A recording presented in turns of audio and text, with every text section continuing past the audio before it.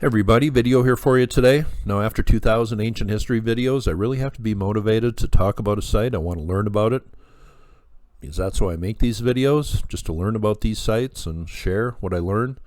I'm no different than all you folks. I'm just learning. There's so much history out there, but I have not talked about Tibet for a long time. And I think this is a pretty fascinating site. This is Zonda County in the Tibet Autonomous Region, the Nagari Prefecture, and these ruins are very fascinating. There's evidence of a lost kingdom down here, and this is one of the places where these ruins are built into a mountain. This mountain is about 80 stories high, and there's ruins all the way up to the top. Just a fascinating site. These are the ruins at Guge, and I've heard it pronounced a few different ways, but that's what I'm going to go with, Guge. But these are pretty fascinating. This is over 3,600 meters, almost 12,000 feet in elevation. And these ruins go all the way up to the top of this here. There's tunnels in here, a bunch of rooms, ancient mysterious place. But all that we have left of the Kingdom of Guge are these ruins and just a few tales and legends. Here's a look at the ruins from the top. Some stairways here.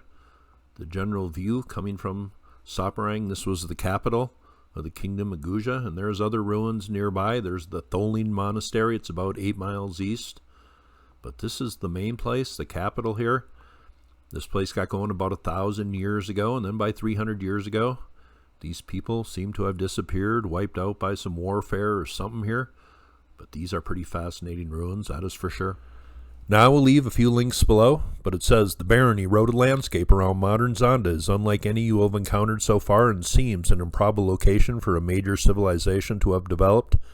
Yet the ancient Guge kingdom thrived here as an important stop in a trade route between India and Tibet.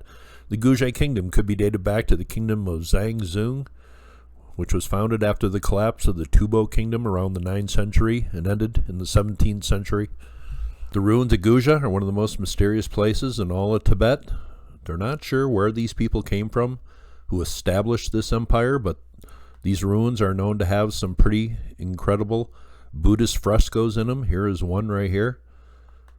But these ruins are scattered throughout a wide area, but this is the Grand Palace here, at least up on top, and it seemed the farmers lived at the very bottom of these ruins, and then the higher up the ruins got, the more important the people got, and the royals lived at the top here.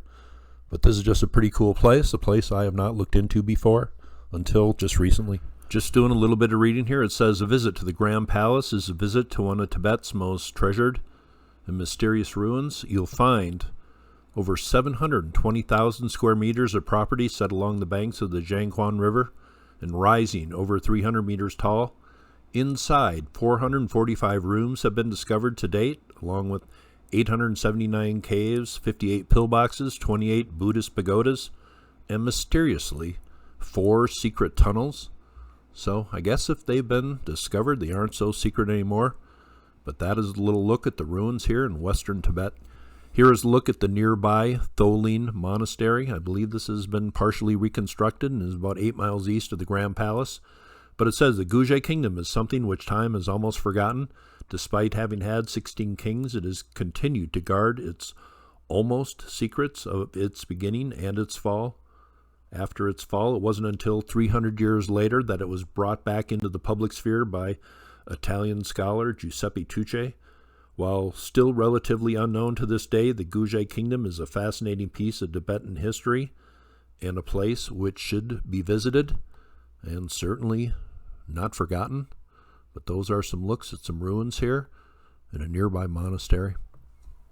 Here are a look at the ruins at the top of the site here. It says there are 4 main temples in the ruins of the king's citadel. On the lower levels of the hill are the staircases and caves. Some are meditation caves, others have small shrines. Many still have Buddha paintings and small 3-dimensional figures. But this seemed to be a very important place on the Silk Road, kind of a halfway point. And this kingdom here, the Kingdom of Guge, seemed to be very powerful and very wealthy. Now this isn't going to be a very long video, and if you can add anything in the comment section, I certainly would appreciate it, because I'm just beginning to learn about this place. It says in the 10th century, several thousand people lived there under the rule of King Yeshi. Guge became a wealthy town. The king used the trading routes to exchange cultural achievements.